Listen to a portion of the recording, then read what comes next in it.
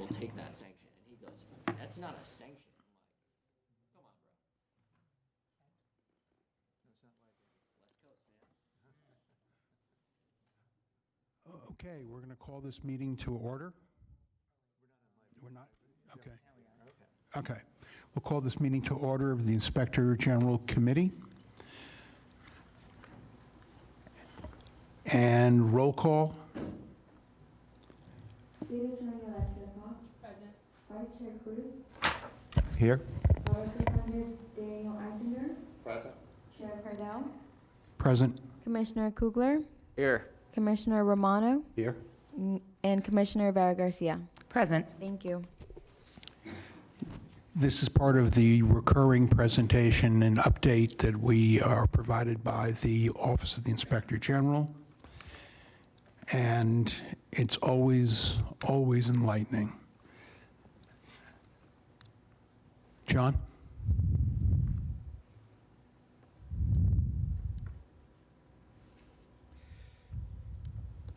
Well, good afternoon, Mr. Chair, Mr. Vice, Commissioners. It's great to be here and to report on some of the most significant activities that our office has been doing over the past 6 months. So that's what we're going to do, and I think you're going to enjoy listening to some of the things. And again, at any point when any of us is up here, if you have questions, please just stop us and we'll answer those questions and have discussion with you. I just like to start out talking about our mission, because again, everything revolves around that mission, what we do. And it's to provide that independent oversight, insight, and foresight for the county to make sure that we're promoting integrity, efficiency, and effectiveness.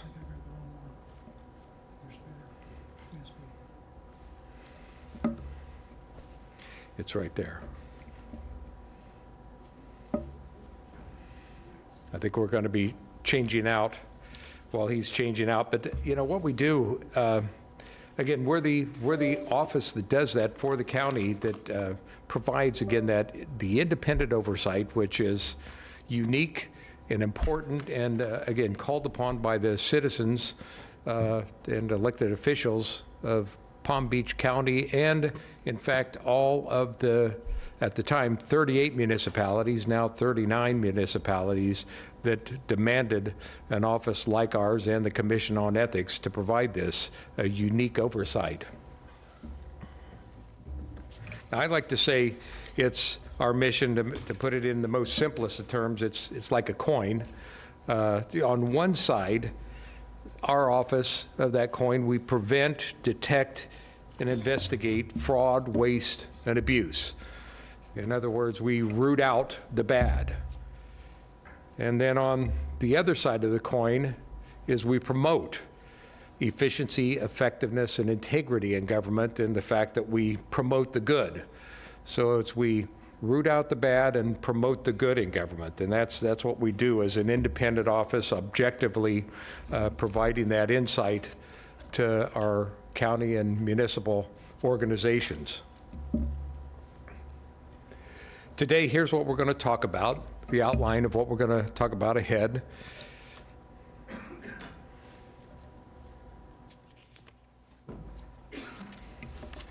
Now for personnel, I'd like to just a few personnel highlights. First of all, Yair Quintanar, where's Yair back here? He was a intern in our office for about a year from FAU, and did such a great job that we hired him. So he's graduated, so congratulations, Yair. He is a graduate now of FAU, and we hired him as a junior auditor. So we got a great catch there. So welcome aboard. Cynthia Surreal is not here today, but during this past 6 months, she became a CFA, that's our accreditation, state accreditation organization, an assessor, that she can now go around and she helps assess other agencies to make sure that they're meeting state standards for Inspector General standards. Cynthia was one of the first people, she was the first person, in fact, who my predecessor hired to come into the office, and she's still here and now an investigator and an assessor now. In the middle, I have a picture of our OIG Summit. Every year, our office stops everything, and we have a one-day offsite to just stop and let's have some professional training, let's have some team building to try to continue to keep those stovepipes from coming back, that everybody's working together. Evangeline Rentz, who you know have met before here, is our intake manager, and she leads this up, helps us get organized for that. This year in our offsite, we looked at, Calinthia was one of the main instructors on how can we do our projects and reports basically better, cheaper, faster, and how can we improve our report process so we can get these out the door faster and in a high quality fashion. I presented and we worked on the DISC, the personality profiling, about what are our strengths and who are we individually and how can we work together better as a team. So, and I put Barbara's up there in the picture there because she, just like today and everything, is the organizer and the doer of our work. And so she's really got us all together and mechanically made this all happen. Calinthia, during this last 6 months, she became a certified Inspector General Counsel, which that is a new course that we established just last year in our Inspector General Institute, because we had certifications for inspectors, for auditors, and for evaluators and investigators, but we didn't have any type of a certification for Inspector General Counsels. And so Calinthia is one of the first folks who's gone through, I think, the second iteration of this, and she is now one of the few also Inspector General certified general counsels. She also, I just sent out last week, by the way, that, I mean, Calinthia's been everything, you know, she's been the president of this and that in the county, she's been chairs of this, and so now she's a governor. She is now, just came out this last week in the paper, that she's on the board of governors of the Historical Society of Palm Beach County. So congratulations, Calinthia. And then we had Chanel Brothwaite, who's not here, became a certified internal auditor during this 6-month period. Now we're going to go into the activities, the actual meat and potatoes of our IG work over the last 6 months. And I want to call up Director Stu Robinson. And Stu, I'm going to brag on him a little bit. I have before and I will again. Stu is a retired FBI supervisory special agent. He's got some experience too when he retired down in the Broward County IG. And he's been in the Inspector General office for 8 years. He's been here, and so he's done a great job. So Stu, I'll turn it over to you.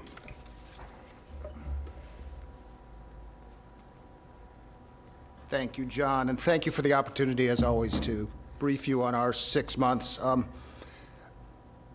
Something that John touched on that I want to kind of transition into is John talked about how we don't have stovepipes, or we do everything we can to prevent them.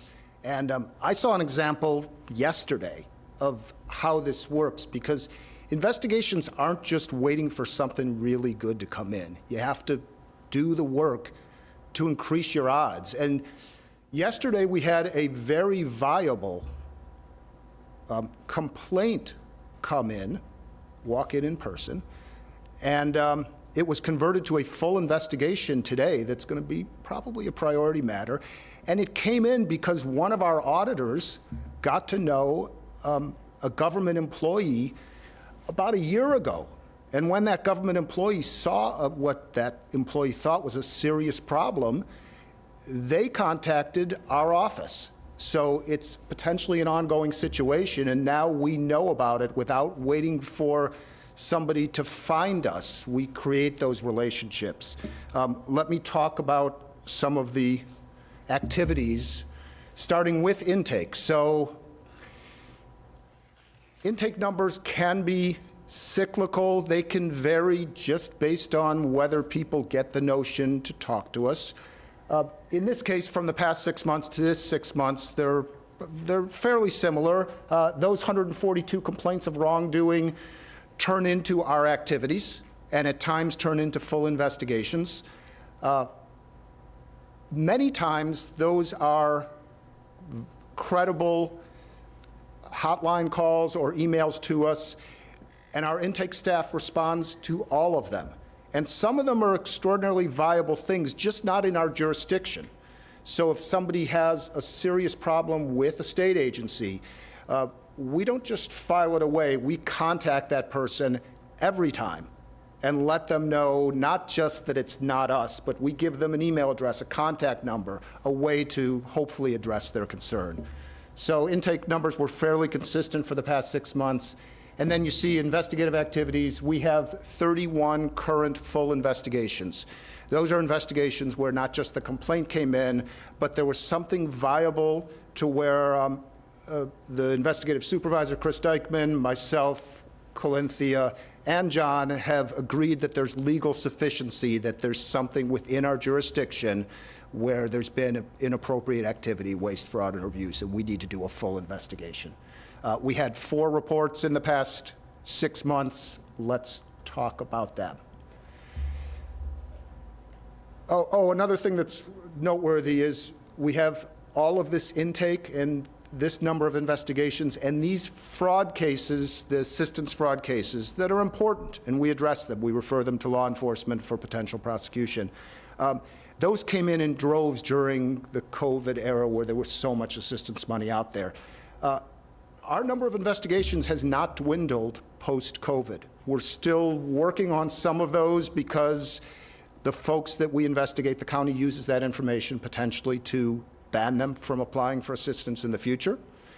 We like to publicize them so that people know that that assistance money is, if misappropriated, if somebody tries to defraud the system, that it will be addressed. And that money isn't just a fraud case that can be prosecuted. It's also a reduction in the pool of money for the people that really need it. So when we see people that are working the system, we want to address it and refer to law enforcement. The assistance fraud cases we've been working lately tend to be recidivists or people that are propagating fraud for others. So the first one is a woman that was the subject of one of our reports 4 or 5 years ago when she was a county employee. During the COVID era, she transitioned, fired by the county, and became a school district employee, a school district teacher. During the COVID era, she falsified letters from the school district stating that she had lost her employment on the school district seal and collected $18,011.23 of assistance. Cynthia Suriel was the lead investigator on that one. Not only did we put out our report and refer it to law enforcement in the state attorney's office, but we found from the state attorney's office that they were already working a case on this woman for unrelated assistance fraud. So we shared our information with the state attorney's office, and they are using it toward the prosecution. The next assistance fraud case I'll talk about is primarily about a guy that does this, helps people commit assistance fraud. Prosper Joseph was the subject of one of our reports about a year ago. And at the end of that investigation, we interviewed the applicant who committed over $10,000 of assistance fraud. Kendra Lester was the lead investigator. And during that subject interview, the applicant said, yeah, this guy, Prosper Joseph, helped me put my false documents and submit the application together. He created the false documents for me that supported my fraud. The woman confessed. And during that subject interview, right before we put the report out, she said, yeah, there was somebody else that I know he helped. So we worked on that one also. And not only did we get a confession from the applicants, but we have a recorded confession from the subject of the report, Mr. Joseph, who said, yeah, they didn't really work at these places, but I helped them put letters together saying that they'd been let go, fired by these places, or let go by these places. So, and these applicants used these letters to commit, in this case, another $12,484 of assistance fraud. So Mr. Joseph and his recorded under oath confession has been referred to law enforcement and the state attorney's office, and we are hoping for some feedback from them so that we can help them address the issue with him.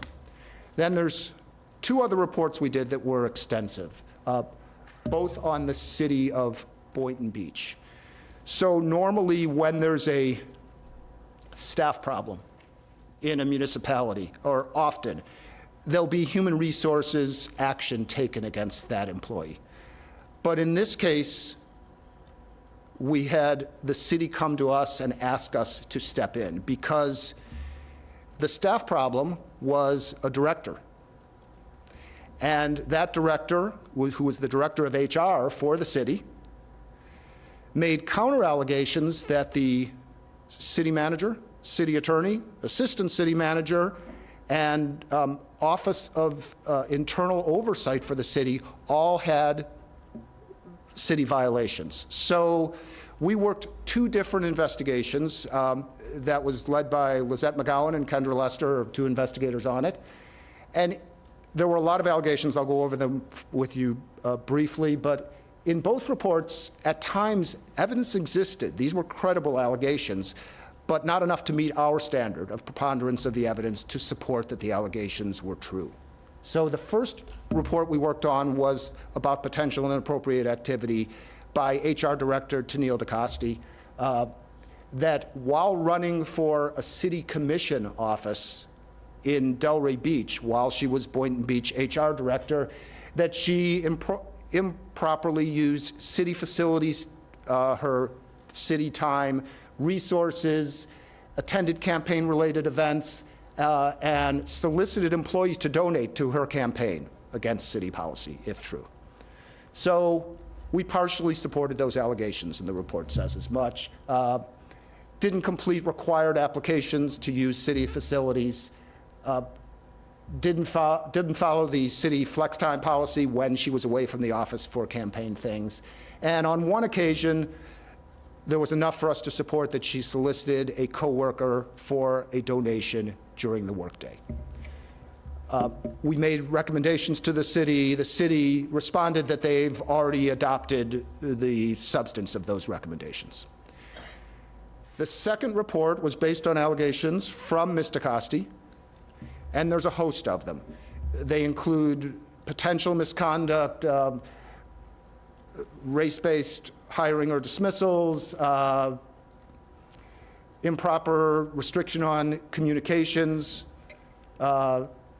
alcohol consumption on duty, inappropriate use of city resources, inappropriately altering time and attendance records by many senior staff in the city, as you'll see from our presentation. None of these allegations were supported. Again, that doesn't mean that there wasn't a credible allegation or some evidence, but we have a standard of a preponderance of the evidence that shows that those allegations should be supported, and they were not. So there are no recommendations in that matter. And if there are no questions, oh, one more thing. I forgot, there's one more slide. Our work leads to prosecution sometimes. And we like to think we have good expertise working these fraud cases in our office. We've worked them a lot. And detectives often are fully assigned and then some, and asked to see the results of what we work on. In this case, investigator Hugo Bellinger worked a long way into an investigation of a property manager in West Palm Beach, Janice Griffin Clark, the woman at the left of those two photos, and found that she was creating basically fake tenants in the property complex. and then applying for rental assistance for those fake tenants.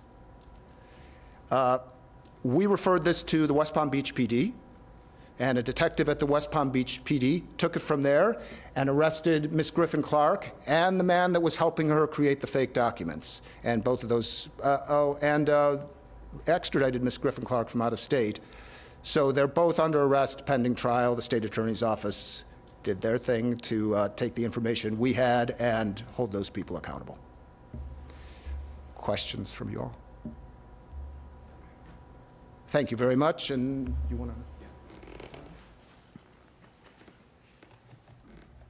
And one of those, you could see one of the cases that Stu talked about, I'm sure in your mind you're thinking, hey, these had ethics implications.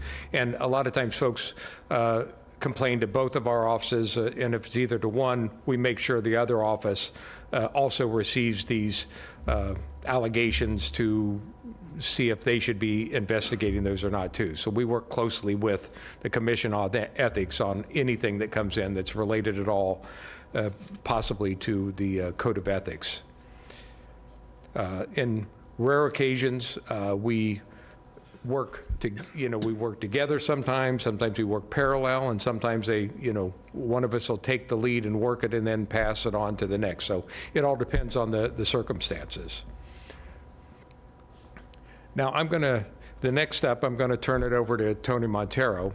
And Tony is the director of our Contract Oversight and Evaluation Division. And Tony has been here 8 years. So he too has been in the office for 8 years. And Tony, in addition, I've told you before, is a expert, recognized expert, and speaks at conferences around about not only Inspector General conferences, but other procurement conferences, and he's asked for in the cities to speak about procurement matters. So he's not only an expert on local, state, federal procurement, but he's also an Air Force Academy graduate, and an Air Force officer, had been an Air Force officer and a pilot. And as Veterans Day is coming up next Tuesday, I want to particularly honor Tony and our veterans here. Jeff is an Air Force veteran himself. Lizette McGowan is an Army veteran, and I am a Marine Corps veteran. And on Monday, the day before Veterans Day, is going to be the 250th birthday for the Marine Corps. So I wanted to make sure and recognize our veterans here, and thank you. And so, Tony, I'm going to turn it over to you.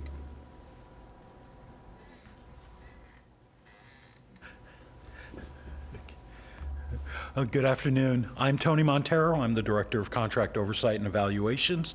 It was a very fun 6 months. My team was working very, very hard. And so if we take a look at the numbers, okay, there we go. We did have an increase in the activities that we monitored. We have 4 ongoing formal reviews. Now, that's not the same 4 from the preceding 6 months. Some drop off, new ones come in. So these are just activities that we're monitoring that we think has the potential to become a report. And so that's what we have identified there. We issued 1 report, which I'll talk about in a minute, and we have 12 ongoing investigative activities, and we completed 4 of the activities. The 4 that we completed, none of the allegations were supported, but it was interesting to note that the citizens are getting better at this. The complaints were a lot of them were heavily based in things that were said at council or commission meetings. So the citizens are checking what the council and the staff are saying, and if they don't like it, then they're submitting complaints about it. So I give them credit that they're getting they're watching the system, they're learning. So that was good. And next up is the 1 report that we did. This is for the town of Jupiter. And another piggyback issue, our IG evaluator, Tiffany Thomas, discovered this one. We were actually looking at something else related to this, and she took a look at the contract, and something wasn't quite right. And very complicated, but she dug into it and found out that the city was violating its own rules. You know, the town of Jupiter was violating its own rules that they had made. In this case, they said when we piggyback off a contract, we need certain things that have to be in place. One of them is that there are specific items that are in the original bid, and that kind of makes sense. The town piggybacked off of a school board contract. Well, the school board contract only pre-qualified vendors. There was nothing to bid. They just wanted to make sure you were certified to do the work, the electrical work.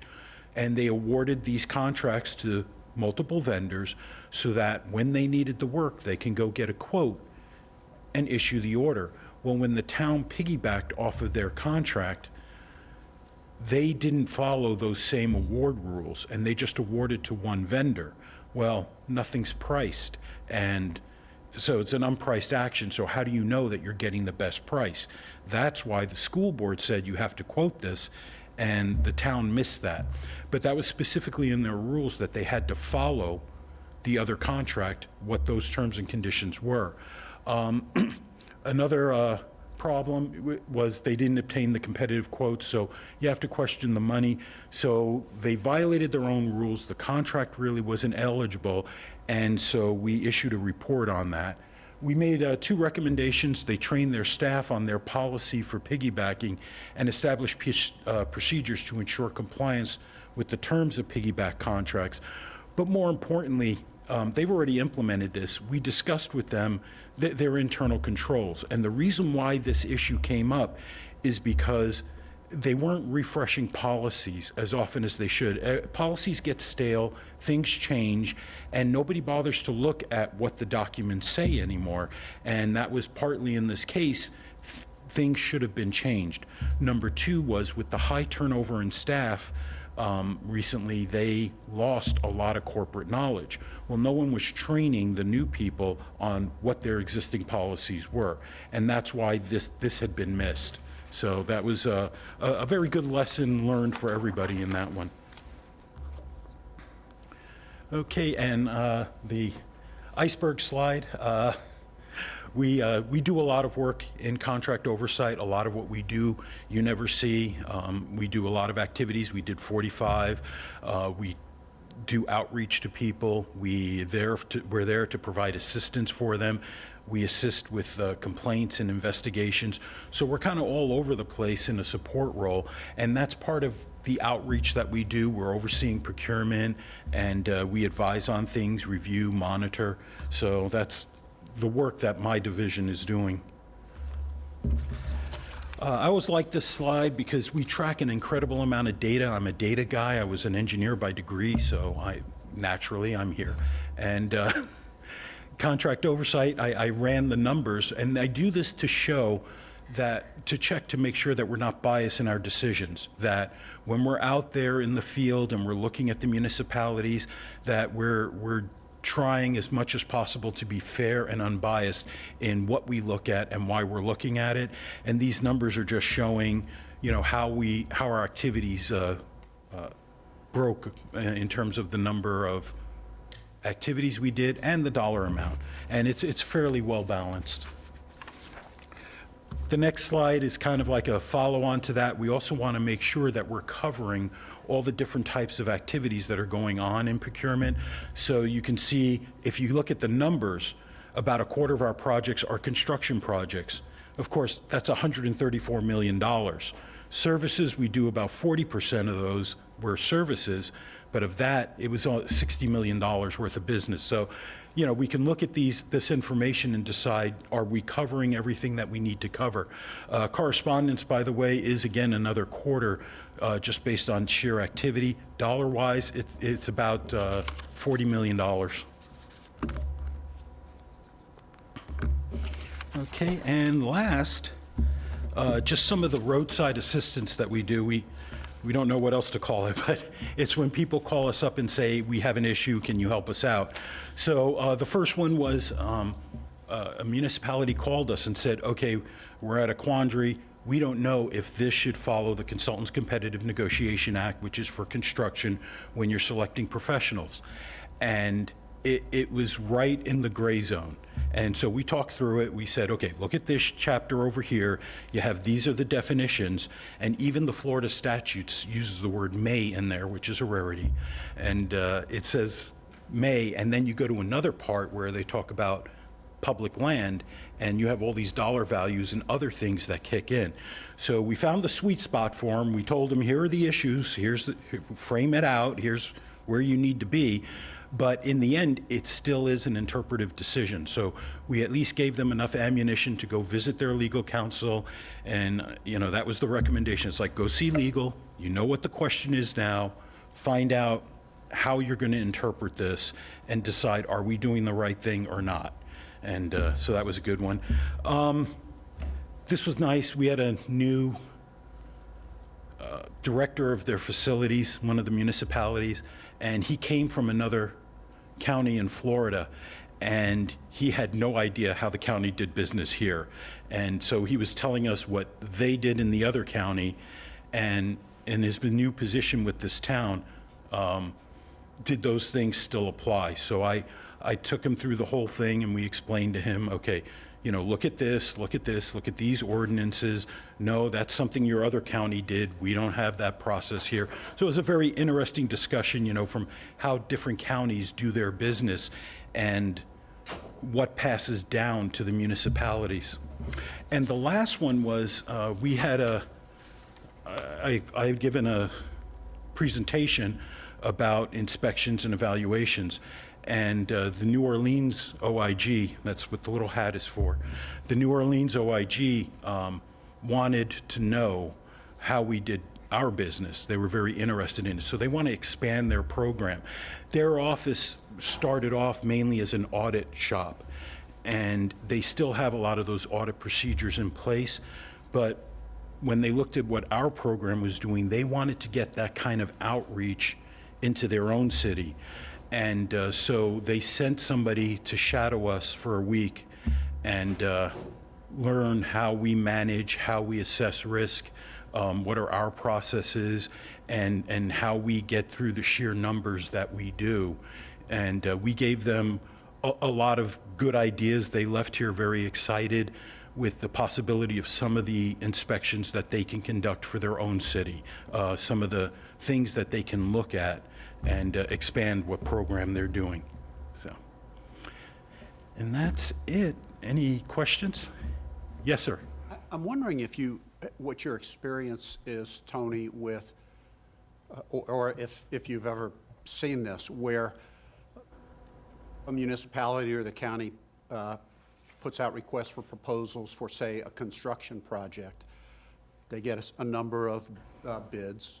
They award the contract to the lowest bidder, which looks great. And then the government agency just gets hammered on change orders. Do you see that, and how do you deal with that if you do see it? We look for it. We would hope somebody would come and report it to us, but we're trying to increase our focus in that. Part of the problem is trying to find the data. Does it happen? Happens all the time. There's a lot of municipalities, and just in general, the public isn't the best at keeping specifications up to date. So we'll do a project, but we'll miss something that needs to be fixed because of a code violation. Well, that leads to a change order, a differing site condition, and maybe the plans were drafted 2 years ago and things have deteriorated since. There's a lot of places that are challenges for change orders. And of course, from the other side of it, if you're an auditor, you might consider change orders to be a high source of fraud potential. The way the numbers are applied, the way the rates are loaded, and the money goes off. And so there's a big question there. Was it something that the municipality should have known? Was it something the architect and engineer should have known? Was it something the vendor should have known when they bid it? How do we handle this? Where are the change orders? So it is a substantial concern, and we're always looking out for it. Getting the data to show anything is a tough thing to do. But yeah, it happens all the time. It happened in the federal government all the time too, and that is a very risky area for fraud potential. Thank you. Anybody else? Anything? Well, thank you very much. Thank you, Tony. Yeah, Tony, we are doing a study. He's not, doesn't want to brag on himself, but he's doing a study right now on change orders, and we're trying to look into this in more detail of looking at all of these change orders. Is there a pattern? Is there one, for example, is there one organization that keeps doing this? Is there one business that we keep going to that, you know, every time we go to them, is it higher change orders than other construction or other businesses? So we're trying to look at some patterns right now to see if there's any red flags that jump out. But that is, like Tony said, that's change orders historically have just been a real issue. And there is a variety of reasons why they do these change orders. But we're trying to get a handle on, okay, is there anything that we can do in studying this that we can put out maybe some better guidance or information to help people in the procurement business avoid all of these change orders? That's an excellent question, and that's something we have been looking at and I think we're going to look at that in a little more detailed and systemic way. Thanks, John. So next up, we're going to talk about our audits. And Hillary Beaujean is going to talk, and she's our Director of Audit. And guess how many years she's been in the Office of Inspector General? 8 years. She has been in the office. See, there's a pattern here. 8 years she's been in the office, and boy, what another great catch. Hillary, again, she has, I mean, she's not only a great leader, a great auditor, and she has numerous certifications. She's a CPA, a CIA, a CFE, a CIGA. All these things, you know, are alphabet soup, I know, but these are really in this business, in the audit business, these are big. And she's also a CISA, which is a Certified Information Systems Auditor. And we do a number of our audits, our IT type related audits, to make sure that we're trying to keep track of our citizens and government's information that it's not let loose out in where it shouldn't be, private information. But not only that, that folks can't hack and get into our government systems and hold ransom on us. So we have more and more over the years got into auditing information security. So without further ado, I'm going to turn it over here to Hillary. Good afternoon. My name is Hillary Beaujean. I'm the Director of Audit. So we had 10 ongoing audits as of September 30th, one audit report issued during the 6-month period. We also had a tips and trends to provide guidance on how public entities can reduce split purchases. Overall, the reports issued this year were lower than normal, and that is because the completion of audits can fluctuate from year to year based on things like the scope, complexity, and risk of fraud in an audit, and also staff availability and delays from our audit clients also have an impact. 2 of the 10 ongoing audits were substantially completed as of September 30th with draft reports in the review process. I'm going to cover one of those later. In addition to the 2 reports in draft form, we have several other reports that are due to be issued this next 6-month period. So we covered this audit in the last report due to the media coverage it received soon after it was issued in April. We audited the City of Pahokie's accounts payable expenditures and cash disbursements based on a request from the city, and this audit was led by Kathy Davis, who's here today. Overall, we found widespread systemic noncompliance with city policy, including its purchasing ordinance and policy, its credit card and travel policies, as well as contracts and agreements. We also found a lack of sufficient documentation for numerous city expenditures that we reviewed. The noncompliance with city policy occurred across city departments and at all levels of personnel. Some contributing factors to the issues we found were that personnel, including the city managers and the finance directors, so senior personnel, lacked the knowledge of their responsibilities and the requirements in city policy. There was also turnover in leadership positions that contributed some to the issue, but the city also had one former city manager who was willfully non-compliant with city policy and held that position for the majority of the time that we audited and several years prior. Due to the issues with the former city manager, we provided a copy of our report to the State Attorney's Office and the Commission on Ethics for their consideration. So this next slide covers some of the specific issues that we found during the audit. In addition to non-compliance, we found that the city did not always pay vendors promptly in accordance with Florida statute and often paid sales tax when it was not required.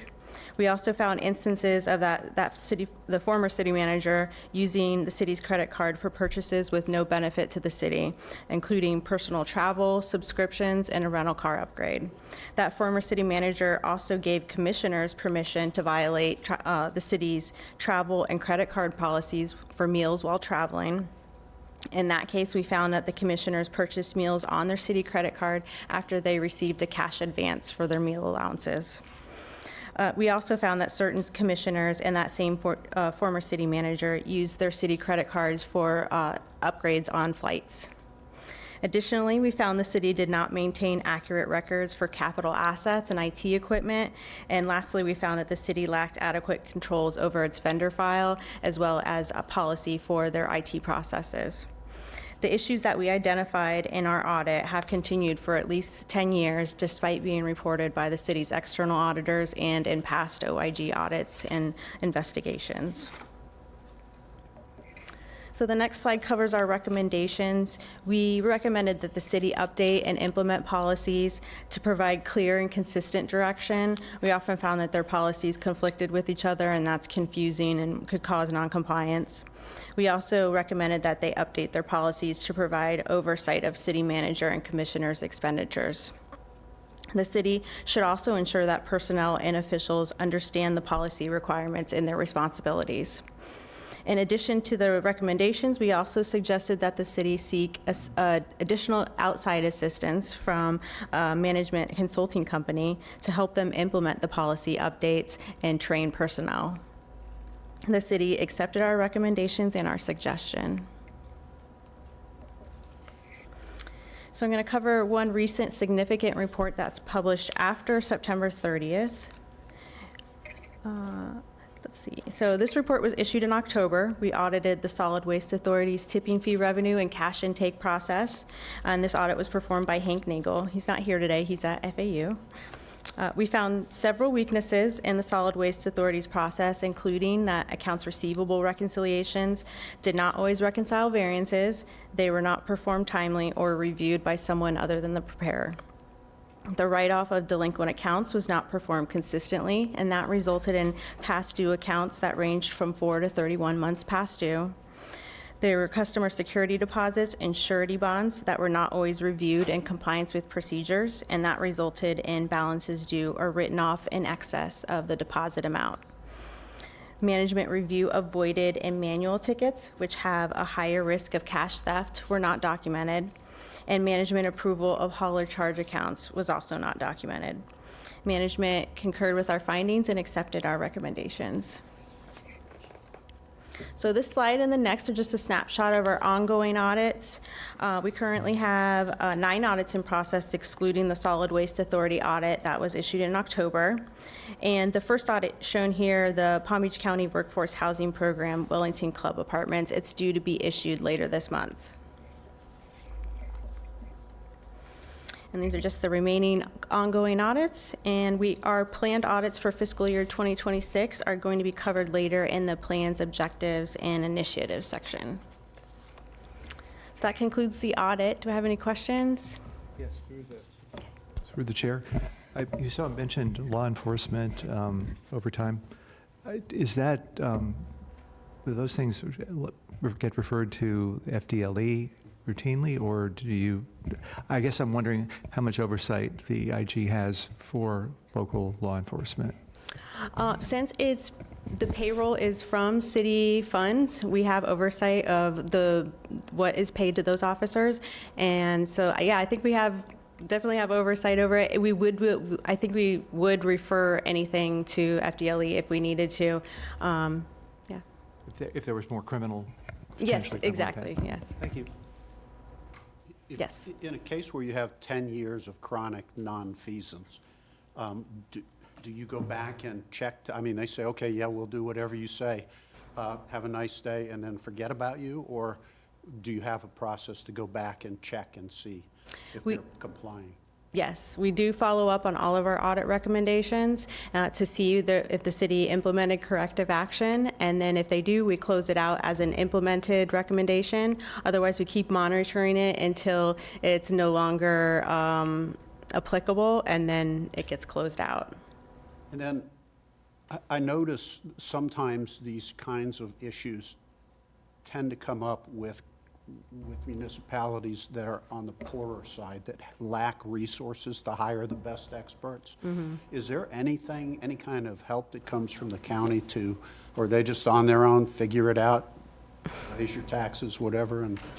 And for Pahokee, I know that we saw several grants that they received from the county, so I think they do receive some funding from the county if they apply for it.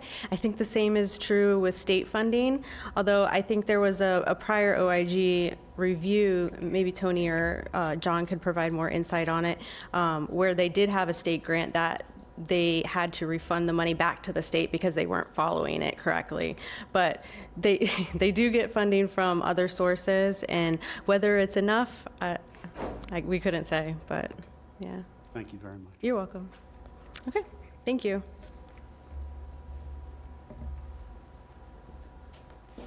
Yeah, thank you, Hillary. It's, reference Pahokee, yeah, we've been out there a lot, and in fact, just today, this morning, before we came here, Hillary told me that she got a new call from the new city manager out at Pahokee. So there's another one. They've just had constant turnover, so there's another one just today that there's an interim city manager, and that's, again, part of the problem. There's just so much turnover out there, and that's why one of the suggestions we made in this last audit that we did, that these are just so pervasive and this problem is so big that they should consider hiring an outside consultant just to come in to help them get on track, writing policies and getting things on track so they can go. Because the problem is with such a small staff, they're trying to run a city, it's like trying to drive a car that's, only has 3 wheels, and you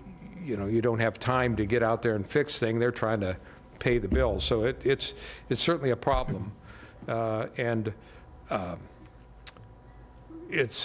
sure it's frustrating for us to continue to be out there. It's frustrating, I'm sure, for them and the citizens, but they're coming to the point where they need really, I think, some extra help of what we recommended. Yes, sir. What I hear, and I know a little bit about this, what I hear, it's almost as if there's a criminal enterprise. Well, we have in the past, there was one of the city managers in the past that we did refer a number of things to the state attorney and in fact to the State Ethics Commission, and he was fined I forget how many thousands of dollars for violation of the state ethics code, who's gone. And so I'm not sure if I would categorize it as that much. I would leave it up to the prosecutors and the law enforcement side of doing that. But it's certainly an area of, how much is it just poor management, turnover. It's a mixed bag of problems that they've had out there. So it's a real mixed bag. Some of it's intentional. Some of it's just so much going on, and turnover of staff, not competent to the level of really running a city. How do you rehabilitate a culture? Yeah, That's a great question. They have to, at that point, we can only, as the Inspector General, do recommendations. We don't have enforcement authority. We give recommendations and we shine a light. And I know there has been, I don't want to point out all cities, but that sometimes when we shine that light enough, the citizens get fed up enough to demand a better government. And if that takes, electing all new city officials, new folks inside, it's got to come from the citizens, and we continue to shine that light, and that has happened in my experience here in Palm Beach County to some degree. There has been some places where we've shown that light enough that it's not only got uncomfortable inside for the city managers, but it's got uncomfortable from the citizens now coming enough where a whole new city staff has come in place sometimes and new city management. Thank you.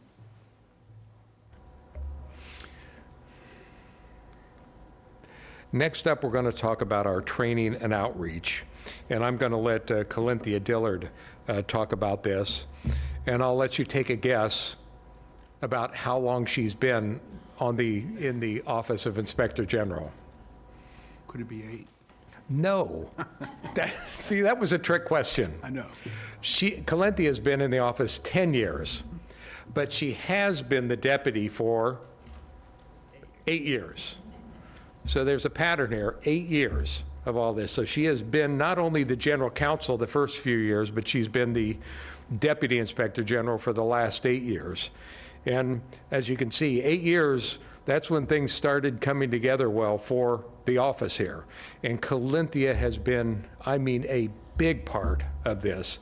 When I decided to make her not only dual hat to be the general counsel, but the deputy, as I started thinking about succession planning and training and getting somebody, ready there. And she clearly had the potential to do that. And today, 8 years later, I can tell you that Calinthia is not just an advisor, not just giving good counsel.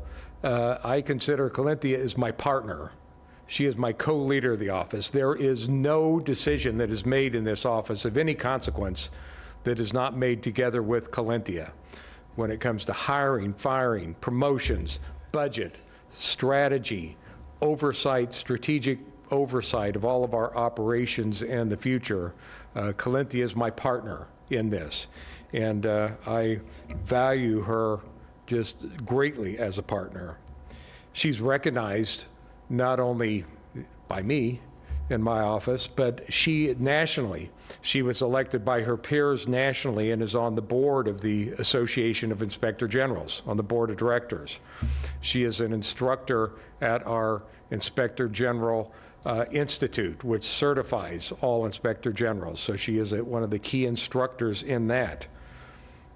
As a leader locally, I've mentioned that she's been the president of about everything here. She was the president of the YWCA, the president of the Forum Club, president of the Virgil Hawkins, Florida chapter of the National Bar Association. She had been the past president of the F. Malcolm Cunningham Senior Bar Association. She's a graduate of Leadership Palm Beach County, a graduate of Leadership Florida. I've told you in the past about, we don't have time to talk about all the awards and recognition that she has, but nevertheless, again, that 8 years, the magic number, evidently, when I started looking at this, and it's been 8 years, not only since I've had the great senior staff come on board, but that was also at that 8-year mark is when I said, hey, let's make Calinthia as the deputy, and since then, we've been, I think, on fire and doing great things. So I'm going to be quiet and let Calinthia talk about training and outreach.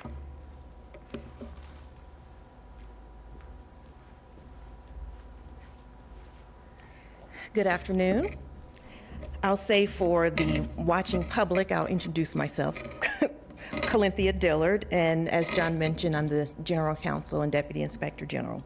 So I will talk a little bit about our training and outreach as well as the plan forward.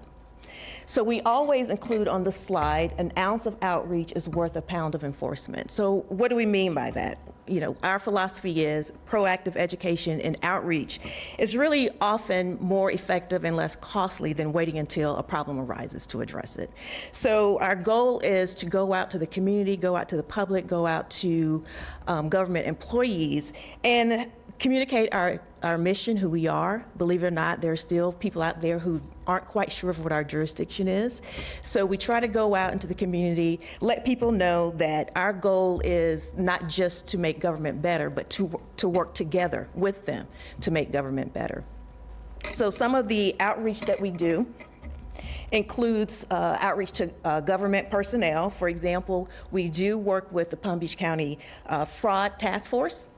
We're always present at the Palm Beach County new employee orientation to let new employees know what we do and to let them know that we have a hotline. We are there. If they see something, please come to us and let us know. For the citizens, John is often a speaker at the FAU MBA and Accounting Students Association. He goes out to speak to various Rotary clubs. He is our spokesperson for the media. Whenever we produce a report, we not only send it to you guys, but we also publish it on our website. We send it to the media.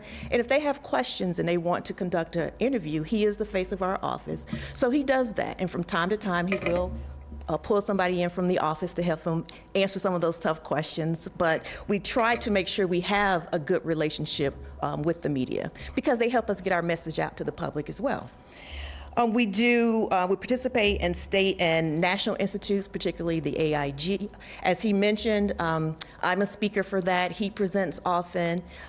Tony and Stu also, we're actually flying out to San Diego next week to participate in the AIG conference in California.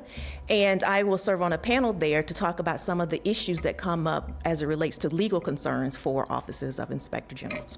So we think it's important to have that sharing of information because oftentimes they tell you when you see one IG, you see one IG because they're so, offices of Inspector General because they're so different, but oftentimes some of the legal issues that we face are consistent and are similar. So we want to share information, get better ways to operate. As we go out to the community and we tell these people within our jurisdiction, be it the county or the municipalities, these are some best practices. There's some best practices when it comes to offices of Inspector General too. So it's very important to us to be engaged in that community.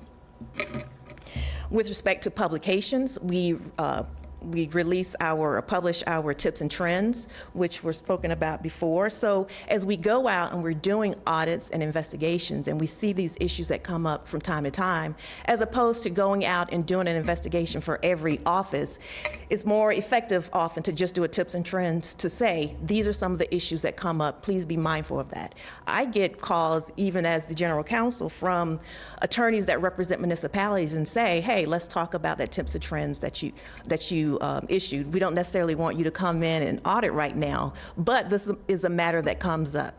The goal of that is, again, to mention red flags, mention issues that we've seen, and to make them aware of new laws that have come across, that have been passed. So I oftentimes, after the session ends, I pay attention to new laws that may impact governments. So that may end up in the tips and trends as well.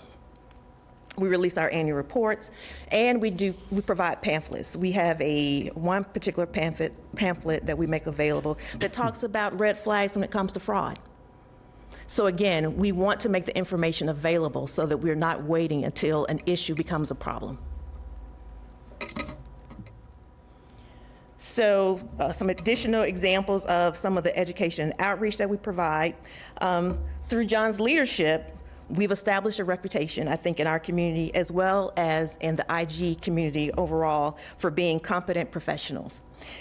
Tony mentioned before that he was part of a peer review for the New Orleans Office of Inspector General. So he went out and basically looked at their processes and gave them guidance on ways that they could perform better. They also came to our office to take a look of what we do, and In particular, they were looking at our risk assessment procedures, our activity selection, and the relationship that our staff has with our public entities within our jurisdiction. As been mentioned before, I just want to hammer the case. Because we do have that reputation of being fair, unbiased, professional, and competent, people do call upon us when they have questions. I presented at the Florida PAC, which is an organization that offers accreditation for law enforcement, corrections officers, and IGs. So I presented both in March and in October on the issue of ethics, not the ethics code necessarily, but ethical decision-making and how offices operate. I am working with St. Thomas Law School on a conference dealing with AI, ethics, and the law. Additionally, I'm presenting at a government ethics and public corruption conference for Ave Maria Law School. So our goal is to really make sure we stay on top of the evolving landscape of AI and cybersecurity. We're waiting on the county really to come up with a policy as it relates to AI, but the reality is people are integrating it.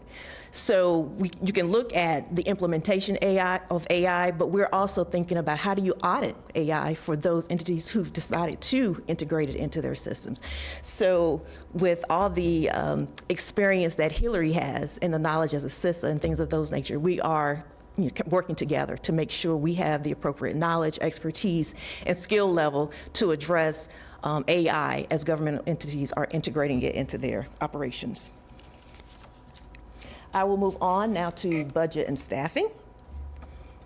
So as you all are aware, when we were originally set up, we were told we would be set up for 40 people. We've never been funded to that level. When I joined the office, I think there were 23 staff members. We've made the pitch every year to administration to increase our funding. We are now at approval for 30 individuals. So we're currently at 28 on hand. So we do plan to hire 2 additional people this fiscal year. We actually start interviews tomorrow to hire an assistant general counsel. And we have 1 other position available. In our office, we have over 1,000 audible units that we're looking at. There are very few offices of inspectors general who have the broad jurisdiction that we have. Oftentimes, people are the IG for a particular county or particular municipality, but to have the county government as well as 39 municipalities plus 2 special districts is definitely a rarity. So because of that, we have 1,000 audible units with budgets exceeding $12 billion in total. But if you take a look at our budget and the number of citizens we have in Palm Beach County, it breaks down to about $2.95 per citizen for our office to operate. So we do think we provide a good value and we do the best we can for the number of staff members we have. Again, we do a lot with 28 staff members, and we think we can do even more when we get to 30. So plans and objectives and initiatives. So Hillary touched on the fact that we do have several audits pending for FY 2026. Those include contract agreements, which will look at contract management, expenditures, and deliverables, water quality reporting. For that, we don't test water. But as you can see from what happened with the investigation that we did in Riviera Beach with their water testing, we're looking at compliance. Are these governments that manage a water system, are they reporting as required by the Safe Drinking Water Act? As far as grants are concerned, we're looking at terms and conditions. We touched on the law enforcement overtime, IT network security, permitting fees and cash receipts, which really deals with internal controls, construction, contract change orders, which that was a question earlier, which we think is something that we really need to spend a lot of time and effort on. So the goal of that is to really make sure that the change order process is being managed effectively, and to not only look at to determine whether each change order is handled properly, but if you take a high-level step back and look at the totality, are there some anomalies that need to be looked at, some red flags? So that is a goal and objective of the 2026 fiscal year. So as we move forward, we will continue to execute on our 2023-2028 strategic plan, expand upon our outreach activities, explore IT, tech tools, AI initiatives. Again, hired 2 additional staff members. Coordinate with the Palm Beach County staff and IG committee on the IG's transition, as I guess we will be discussing later. John's contract does expire in June of 2026. So if you don't mind, I would like to take a point of personal privilege to say leadership, professionalism, and ethical decision-making is something that starts from the top. So I think I can speak on behalf of our entire staff when we say we feel very fortunate to have worked with John, depending on who you are, 8, 9, 10 years, whatever it is. But he has been an amazing mentor, cheerleader, and teacher for all of us. So whatever his next step is, I think he leaves an amazing legacy. And I just want to say thank you for your time with us. Are there any questions for me?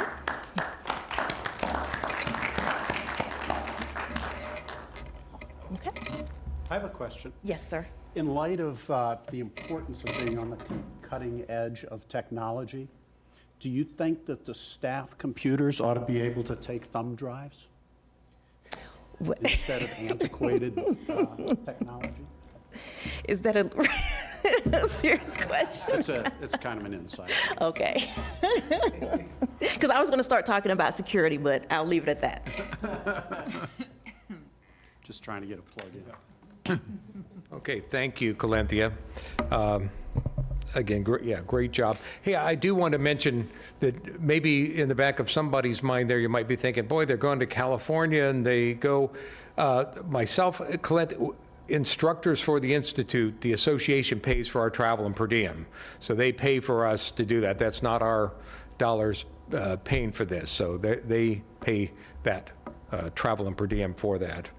And 2, I want to mention that, again, we've talked individually that, yes, my contract ends in June of 26, and I will not be asking to renew that contract. But that doesn't mean I'm gone today. So again, I've got a good long time, and we will have another meeting in May of 2026 will be my last update as IG to the IG committee. However, the ordinance states that the IG, if the IG is going to not intending on renewing his contract at least 6 months prior to that, that it's my obligation to notify the IG committee so you can start making decisions on the process and hiring the next IG. So that's what this is, formally to notify you all that I do not plan on renewing my contract. But I also want to state, in the Marine Corps, we have no such thing as short timers. You work until the day that you walk out the door. And I've had people through my career on occasion that have come in the office someplace and they say, well, here's my short timers calendar. And my first thing is I tell them to get rid of that. There is no such thing like that in our office. Everybody's going to work, give it all we got from the time we're here to the time you leave. And when you get ready to leave, we'll say goodbye and have a great celebration. But I'm not watching the calendar. I'm going to give you and the citizens of Palm Beach County all I have every day up until June when I walk out the door. So I'm just telling you now so you can start making the decisions that you have to make. And we'll have, again, another time to get together in May before I depart. So I always like to end our presentation just to let you know what we've done to date. From the time the office, we've been in existence now for 15 years. And so the things that we have done, I believe, has been just not just important, but critical for the citizens of Palm Beach County in promoting integrity and promoting good government. Sometimes people ask me, well, John, why aren't you arresting county commissioners, or why aren't you, why is it your office? I said, well, it's because we're successful. It's because we are here and educating. And we are like, particularly what Tony said, he's out there, we're like that patrol car on the streets. So we're like the successful police department. You don't get rid of the police department when crime is down. And I think it's because we exist and because of our outreach and work with good people in government why we're not seeing some of the same catastrophes that we faced back in the early 2000s and through that decade there. So I think what we're doing is very critical, very successful. We've had, again, 13,800 just hotline calls since we've been in existence. People call us, and like Stu said, some of them are our business, but everybody who calls in, we take that call serious, and our motto is, we never say, "not my job," and hang up. We link the person up to where they need to be or refer it to the proper agency to get, to help the people who are calling in with questions, concerns, and complaints. We've found a lot of money since we've been here, 58 million over plus of question cost and potential cost savings over 25 million, almost $26 million of potential cost savings. We've made, again, over 1,300 recommendations to make government better, and of those recommendations, almost 92% acceptance rate, which is pretty good in the IG world, which is a pretty good acceptance rate. We share the best practices, we prevent the bad ones. Directly from our office, audits, investigations that have been directly from our work has resulted in 24 arrests in those 15 years. And yet we've also referred to law enforcement, to Commission on Ethics, many more, 750 cases, in fact, that's come in that is either potential criminal or related to Commission on Ethics, and referred things to them, and in some cases worked with other agencies to help them do their jobs. And that is our report for this 6 months. Are there any questions for me? Okay, well, thank you very much. I appreciate your time. John? Yes. Attorney Brown? I don't see. I don't either. That's why I'm asking. Okay, for new business, so we're on, to new business, I know going to discuss the potential options for the future on what do you do to start looking for and selecting the next IG. Unfortunately, I spoke with the county attorney, Denise Kaufman, on this issue and provided you an information paper all about some of the options and what our interpretation is of the ordinance about the ways ahead. And she agreed with that. She's sick, and so not be able to be here. And one of her representatives was going to try to make it here in the meeting. And He's right behind you. aha, good, okay. Great, okay, there he is, Mike. So, so here is Mike. So to talk, I don't know if you want to have any comments. I'll let you. I don't really have any. I believe we had talked about, or you had talked about with Mr. Oddie about possibly putting together a special meeting, possibly in January, to basically set forth the process moving forward as you guys would like to see it. And we can, I think at that point in time, probably bring back some, and I haven't seen the document that John had mentioned, but maybe they're in that document, or maybe we can bring, I can work with OIG to bring back a document at that point in time that, sets forth the options that this committee has. Through the chair, I have a question. As I understand it, and perhaps John can comment also, that as opposed to the Commission on Ethics, the Inspector General Committee has sole authority to name there's no county involvement other than support. That's correct. And so we, as our 7 members here, can do that. And we're also, as I understand what was sent to all of us, we can decide however we want. We're under no obligation to advertise the position, to bring 3 people in, or anything like that. So we truly have a different level of authority for naming the Inspector General. I think it's fully within the discretion of this committee. Okay. Could I just ask, and perhaps before I turn it back, one thing, although you've said a lot, you didn't actually say, what would you recommend that we do? Are we having this discussion now? Yeah, I think we can, under new business.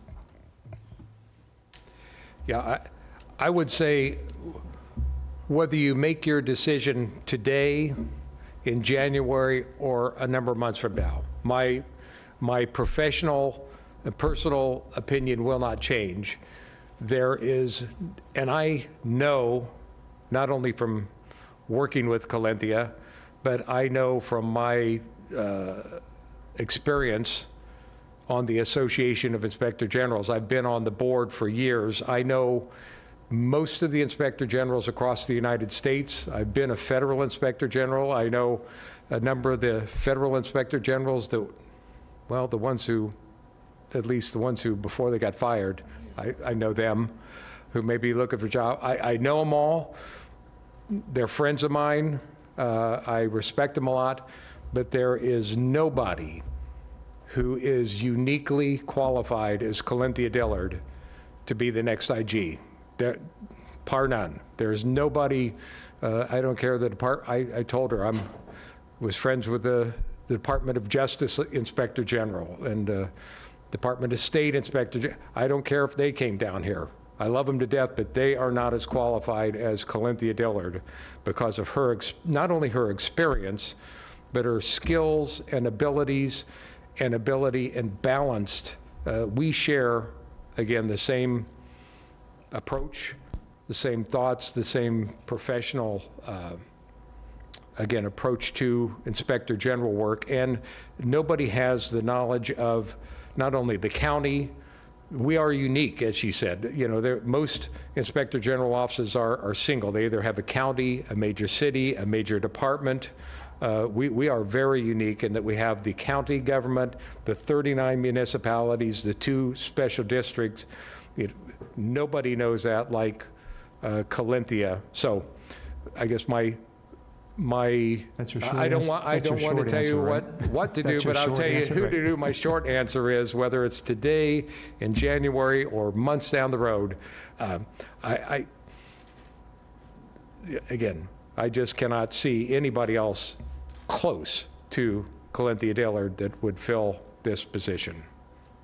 Thank you. I suppose I'm duty-bound to make a couple of comments about this, having been been here when we brought John on. I think I'm the only commissioner who was. It's a strenuous, detailed, long-term process when you're evaluating these candidates. Interview after interview, and it's incredibly, for us it was extremely difficult because we were still only a couple of years outside of that corruption county stage.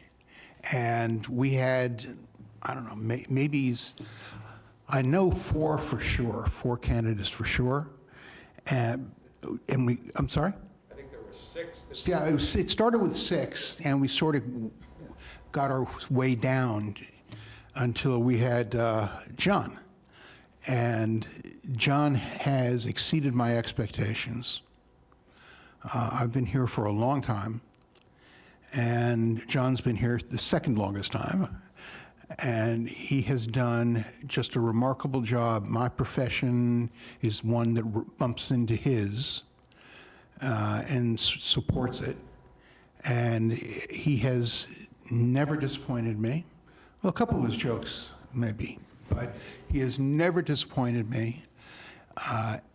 Anyone who has John's background, which is exceptional, it's diverse, and it's all oriented in the same direction with his background and how he translated it and brought it down to our county, we hit the jackpot.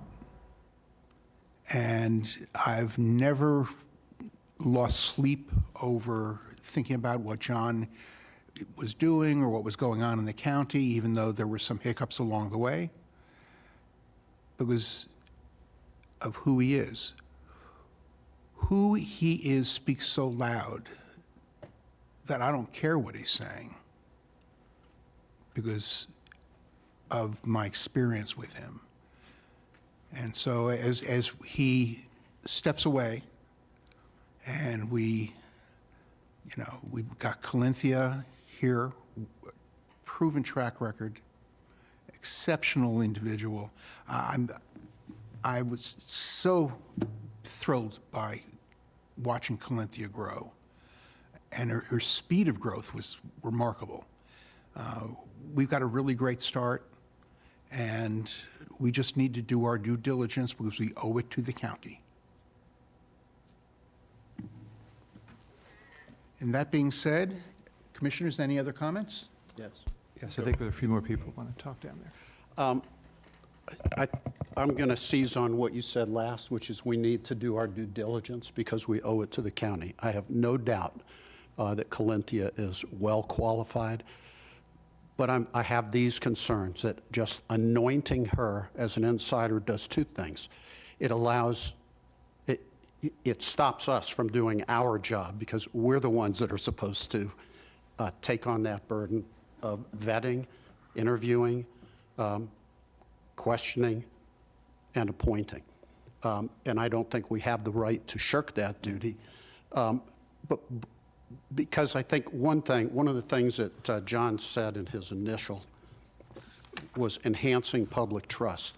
I think it would be a disservice to the people we serve, just from an optics standpoint, to just anoint somebody without going through a public, transparent process, even if we have a pretty good idea of how it's going to turn out. More than that, though, I think it would be a disservice to whoever gets appointed, and if that's Calinthia, and here's why. Because it has the appearance that it's who you know and not what you know. And she is such an accomplished person. There should be no doubt that if she gets the appointment, it was because of her accomplishments, her skill, her qualifications, not because she was groomed from the inside. So I'm in favor of option one. I think there should be a public, transparent process. Even though it's tedious, I agree, but that's our job.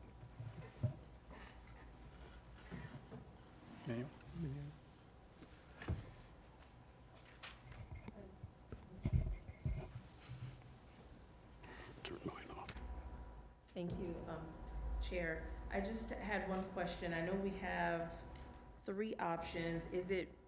Do we have to vote on this today? I know one of the options was for us to decide on whether there should be a special meeting for us to discuss this.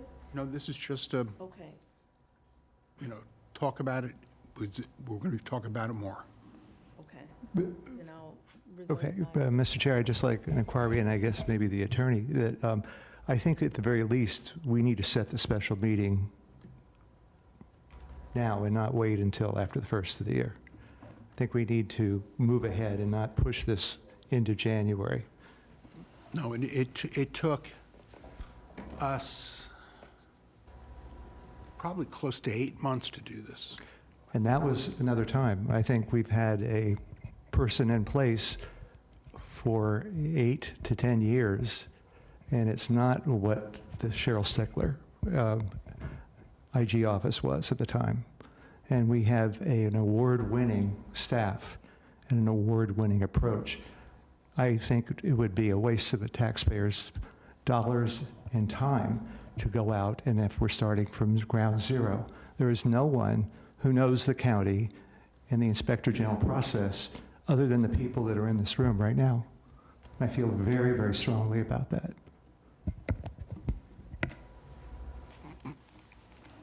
So here's my comment, and it is simply, I think today we need to decide which option we're going to go down, because that process, if we choose to advertise the position and seek applicants, as I think Commissioner Romano was advocating for transparency and our duty to this county and our community.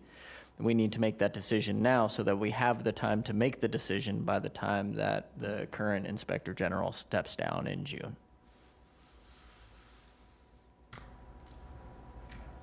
Add one thing. I mean, I think, I agree. I agree that there should be a process, really for her sake, as well as the counties.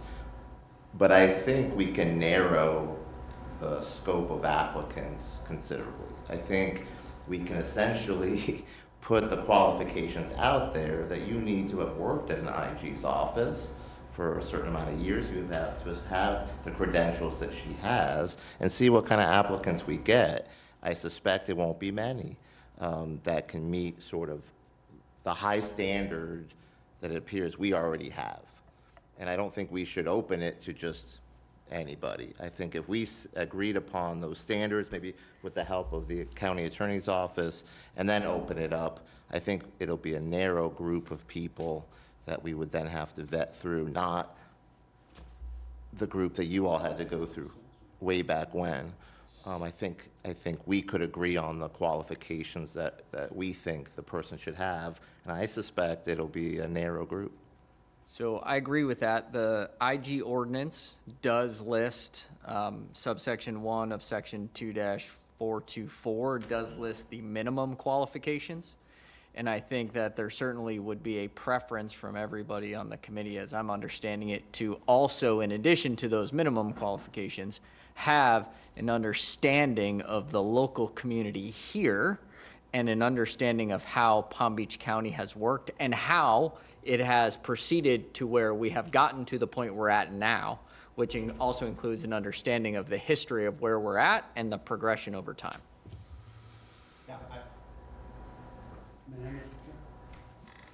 I think that's a great idea. In other words, saying, here's the bar. If anybody thinks they can beat it, apply. If not, don't apply. That will, I think you're right, eliminate a lot of people right off the bar. Like, are you a certified IG counselor? Have you had X number of years? I mean, it can't be so that only Calinthia qualifies, but it certainly can say, hey, if you're not better than this, don't waste our time. Right. When we hired John, IGs at the local level was a new concept. People couldn't even tell you what an IG was. People with years of experience in government could not define one. Even today, after all the maturing and evolution of that definition, of that position, of that process, people are still have a hard time understanding what it is. Because it's not a police officer, it's not a CPA, it's this unique combination of skills, experience, and authority. And we had some hiccups along the way, but we came out very well, ultimately, and we're highly respected in that community. And I think it will not be difficult for us to continue, but we need to have a process that is open, transparent, and unprejudiced. But I guess, again, I think today we probably have a duty to at least set the timetable up today about how we're going to move ahead with the process. Because we don't come back again until May of '26, so we have to set the time today. Go ahead. I was just going to say, I think first we need to take a vote on what option we're going to proceed with, and then have further discussion about how we're going to proceed with that option. So I'm going to have a motion to approve option 1, which is to seek applicants for the position of the Inspector General to replace Inspector General Carey. I would volunteer myself to be the designee for the committee to help spearhead that. And then I think that we need to set a meeting in January to review applications and then set the next meeting for interviews. At what point do we add in I mean, I'd be happy to come back in like a week or 10 days for a 2-hour meeting or a 3-hour meeting for the sole purpose of laying out the standards, for lack of a better word. Okay, I agree. So motion to approve the acceptance of applications for the position and to work together to define what the advertisement will be and come back in approximately 2 weeks to have a vote on that description. Is there a second? Second. All in favor? Aye. All opposed? The motion passes. Then do we need a separate motion since Commissioner Cardell has put himself forth to work with HR for the county in advertising the position? Is there a motion needed? Kugler. Different day. Yes. To proceed in that manner. I think we would, unless there's anybody else who. Well, I do have a question.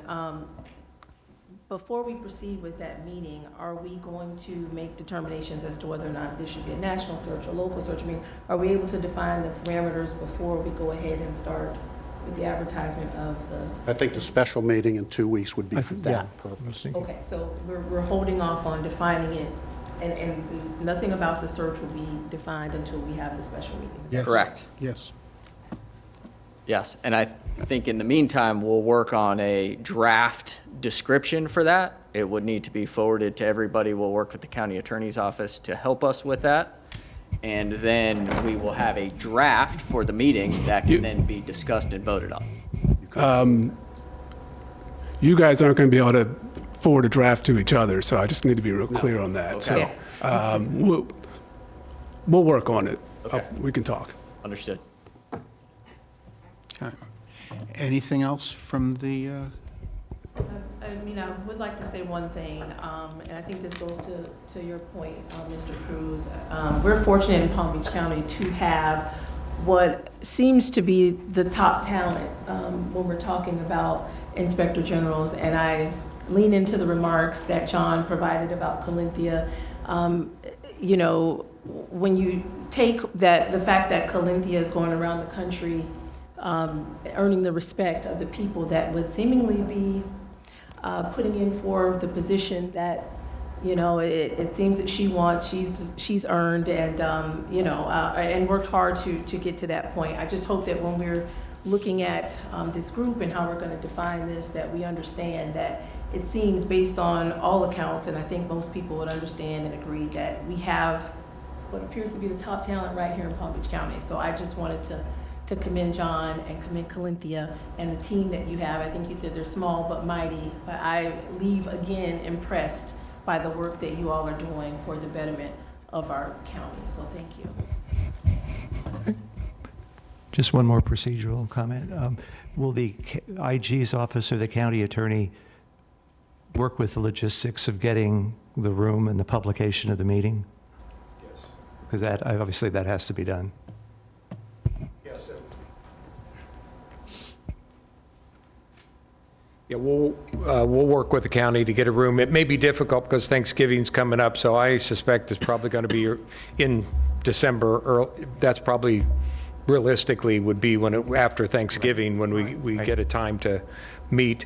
And I'll work with, as I understand that it's good to have one designated person from the IG committee, and I understand that's Mr. Kugler is going to be the designated person to work with myself and the county attorney's office. And by the next meeting, we'll come up with, I have a job description, so there's a position description to look to make sure it's up to date, and also from the last time, we have a base from when it was advertised last time, based on the ordinance.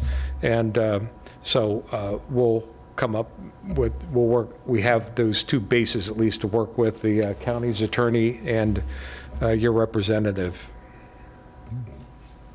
Thank you. okay. Mayor, may I be recognized? I'm sorry? We need a motion to approve the minutes from May 1, 2025. Motion to approve the minutes from the previous meeting. Second. Can we verify the seconder, please?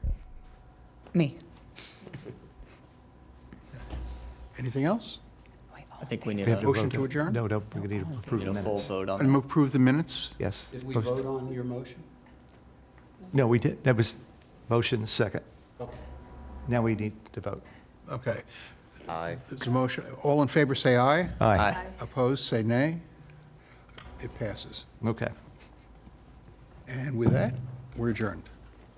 I just want to jump on the John Kerry bandwagon with everybody else and say, I think one of the most significant indications of a great leader is one whose organization continues to run smoothly when he steps away.